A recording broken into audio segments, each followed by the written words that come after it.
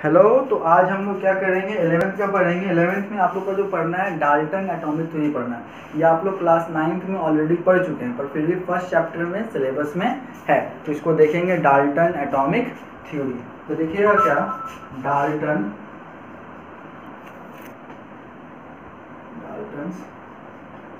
Atomic,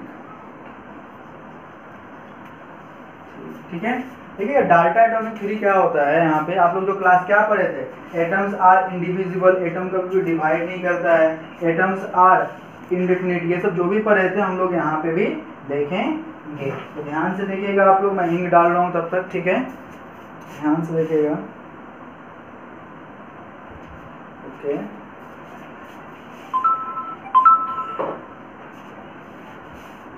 ठीक है। देखिएगा डाल्टन एटॉमिक थ्योरी। देखिए डाल्टन एटॉमिक थ्योरी सबसे पहला क्या बोला था इन्हें, डाल्टन क्या बोला था। देखिए ये जो डिपेंड करता है वो किस पे डिपेंड करता है, तो ये डिपेंड ऑन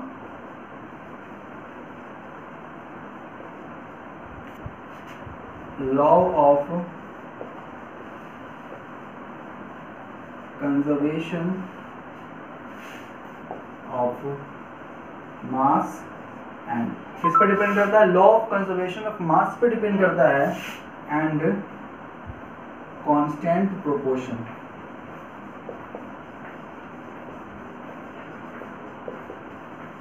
ठीक है। देखिएगा इसको कोई ऐसा, अगर ऐसा क्वेश्चन रहेगा तो फिर कैसे हम लोग सॉल्व करेंगे।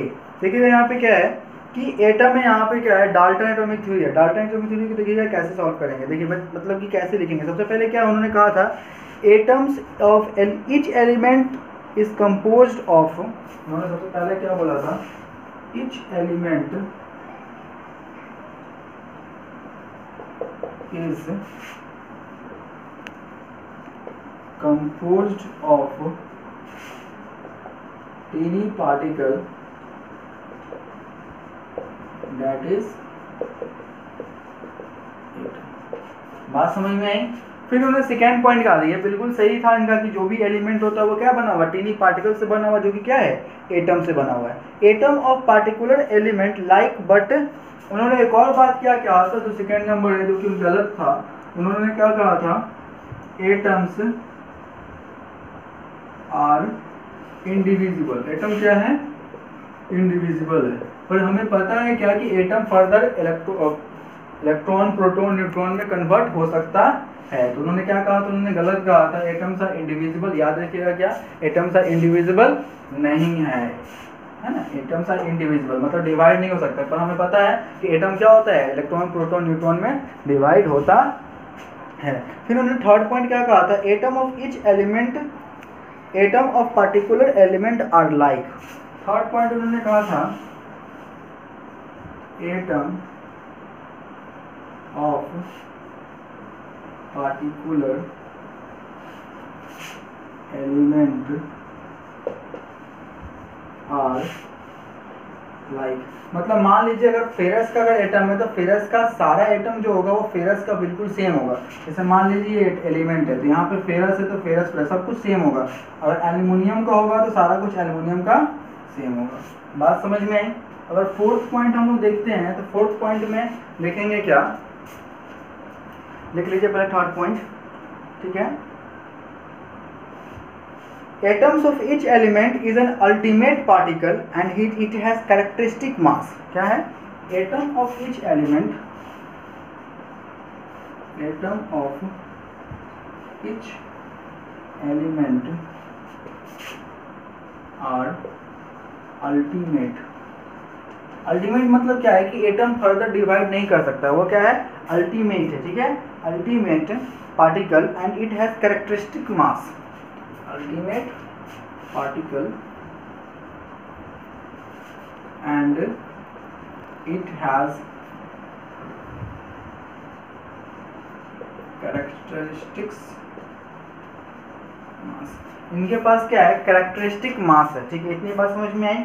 अगर और भी देखा जाए तो फिर देखा जाए इनको नेक्स्ट पॉइंट में क्या है कि एटम्स आर इनडेस्ट्रक्टिबल। क्या है, उन्होंने क्या कहा था, फिफ्थ पॉइंट में क्या कहा, इसका मतलब क्या है कि element of ultimate and its characteristic mass, मतलब अगर एल्यूमिनियम का अगर एटम होगा तो एल्यूमिनियम का मास जो होगा वो और किसी एलिमेंट के मास के बराबर नहीं हो सकता है, इनका कहना ये था। हालांकि ये भी ड्रॉबैक है, ठीक है। नेक्स्ट देखेंगे ड्रॉबैक क्या क्या है हम लोग वो भी देखेंगे। पहले देखिए पांचवा पॉइंट लिख लेते हैं। पांचवा पॉइंट में क्या लिखेंगे कि एटम्स आर इनडिस्ट्रक्टिबल। क्या लिखेंगे, एटम्स आर इनडिस्ट्रक्टिबल। मतलब का बात यह है कि atoms are neither created nor destroyed. इसका मतलब क्या है, atoms are neither created nor destroyed, ठीक है। मतलब एटम नहीं क्रिएट होता नहीं डिस्ट्रॉय होता है, मतलब दुनिया में कोई भी एटम हो कोई नहीं क्रिएट होता है नहीं डिस्ट्रॉय होता है, ये बस one form to another form में कन्वर्ट होता है, ठीक है। अब नेक्स्ट पॉइंट, तो लास्ट पॉइंट में क्या लिखा था, atom of element take part in chemical reaction to form molecule. ये बिल्कुल सही था कि एटम जो होता है क्या होता है कंपाउंड का, एटम ऑफ एलिमेंट, उन्होंने लिखा था छठा पॉइंट में, atom of element take part in chemical reaction to form molecule. मतलब एलिमेंट का जो एटम होता है वो क्या करता है, मॉलिक्यूल बनाने में मदद करता है। बिल्कुल सही बात है कि सोडियम है और इधर क्लोरीन है, दोनों मिलकर क्या बनाएगा, NaCl बनाएगा, नमक बनाएगा। उससे कार्बन है ऑक्सीजन है, क्या मिलकर बनाएगा, CO2 बनाएगा। तो अलग अलग एलिमेंट मिलकर क्या बनाता है, कंपाउंड बनाता है, ठीक है, मतलब मॉलिक्यूल बनाता है। इतनी बात समझ में आई। अब इसके आगे देखेंगे इसका ड्रॉबैक क्या है। Okay, thank you. हेलो, तो आज हम लोग क्या करेंगे, 11th का पढ़ेंगे। 11th में आप लोग का जो पढ़ना है डाल्टन एटॉमिक थ्योरी पढ़ना है। ये आप लोग क्लास 9th में ऑलरेडी पढ़ चुके हैं, पर फिर भी फर्स्ट चैप्टर में सिलेबस में है, तो इसको देखेंगे डाल्टन एटॉमिक थ्योरी। तो देखिएगा क्या, डाल्टन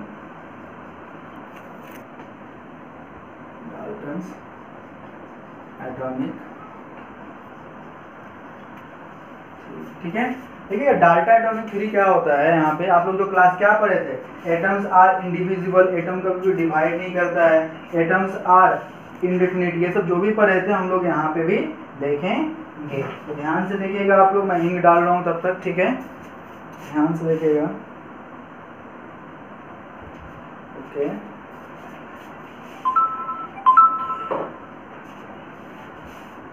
ठीक है। देखिएगा डाल्टन एटॉमिक थ्योरी, देखिए डाल्टन एटॉमिक थ्योरी सबसे पहला क्या बोला था, इन्हें डाल्टन क्या बोला था। देखिए ये जो डिपेंड करता है वो किस पे डिपेंड करता है, तो ये डिपेंड ऑन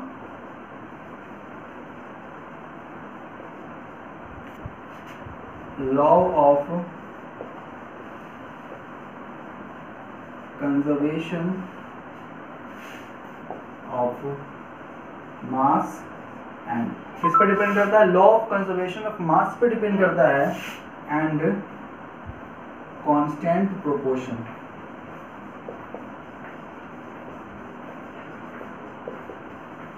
ठीक है, देखिएगा इसको कोई ऐसा, अगर ऐसा क्वेश्चन रहेगा तो फिर कैसे हम लोग सॉल्व करेंगे।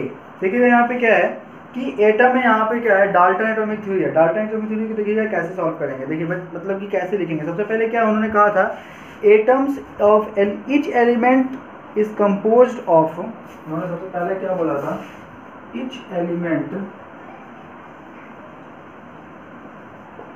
Is composed of teeny particle that is बात समझ में आई।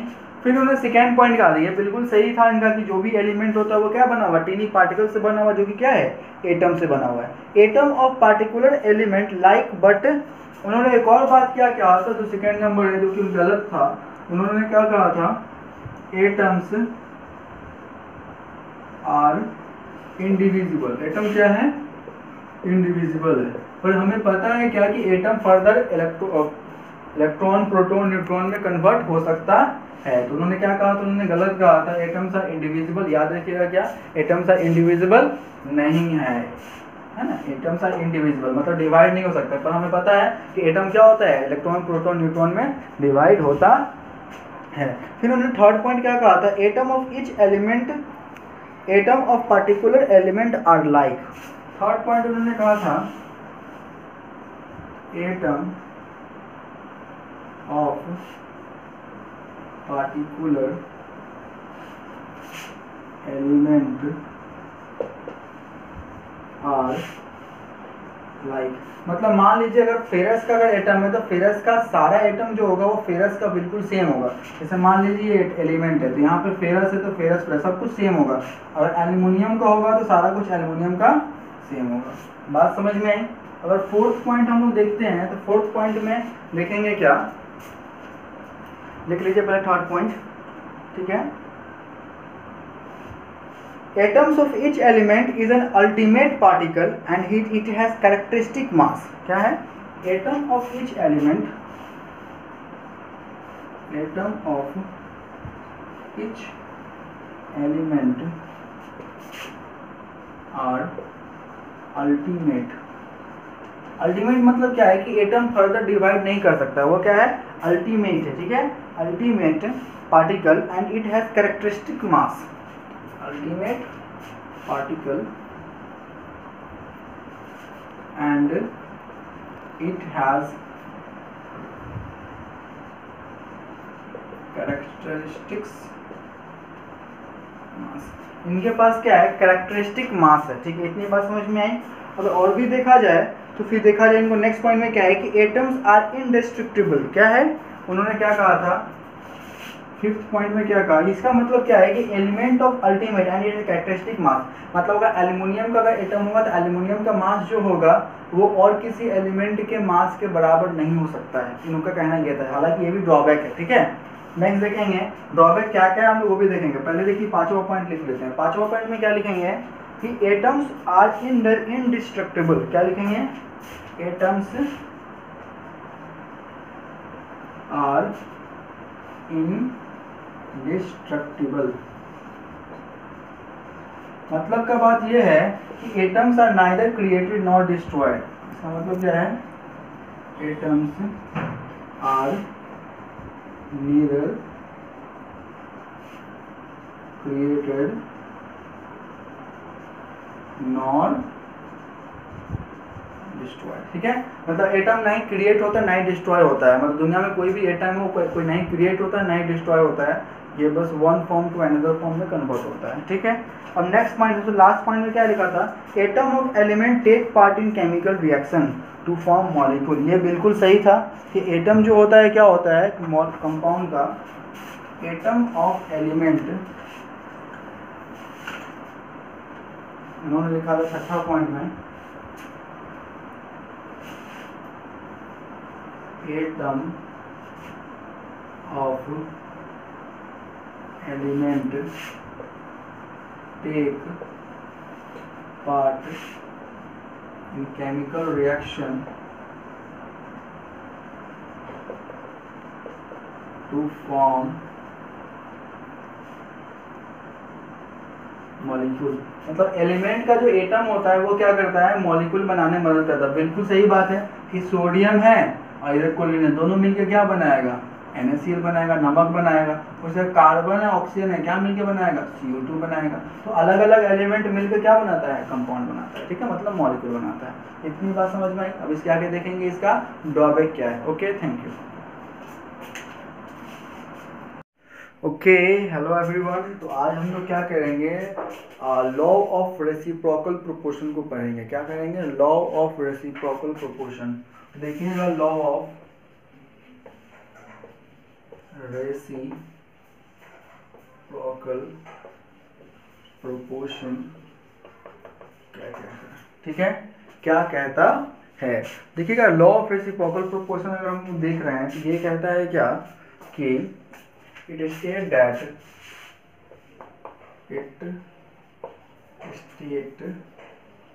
that when 2 element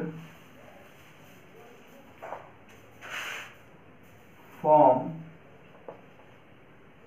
third molecule. याद रहे क्या कि ये जो 2 एलिमेंट होगा ये अलग अलग एलिमेंट होगा, ठीक है। थर्ड एलिमेंट, थर्ड मॉलिक्यूल्स या फिर कंपाउंड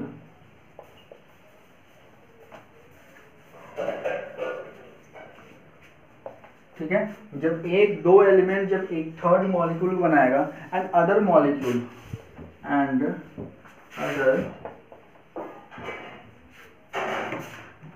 अदर डिफरेंट molecule,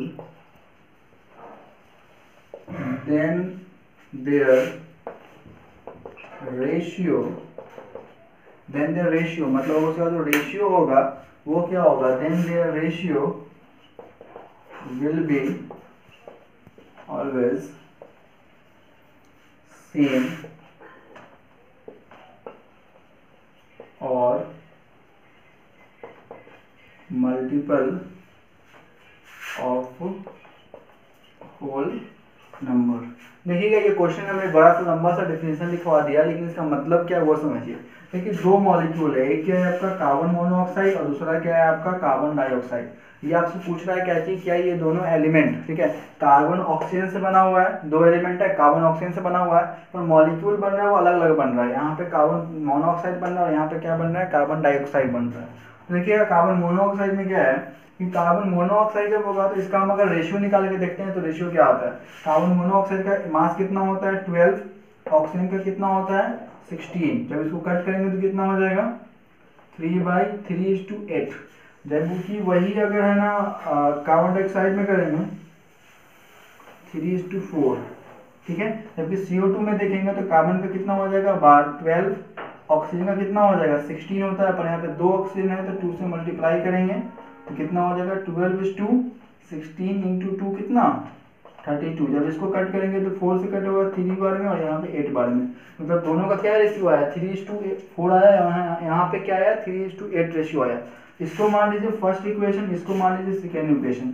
जब हम लोग अब इसको जब डिवाइड करेंगे तो देखिएगा क्या आएगा 3:4 है और क्या है आपका ये है, तो इसको जब डिवाइड करते हैं 3/4 डिवाइडेड बाई 3/8, तो 3/4 ऐसे ही रहेगा, ऊपर में क्या आ जाएगा 8 नीचे ऊपर जाएगा 3 नीचे रहेगा, 3 से 3 कट गया और यहाँ पे क्या आ गया 2, तो यहाँ पे क्या आया 2।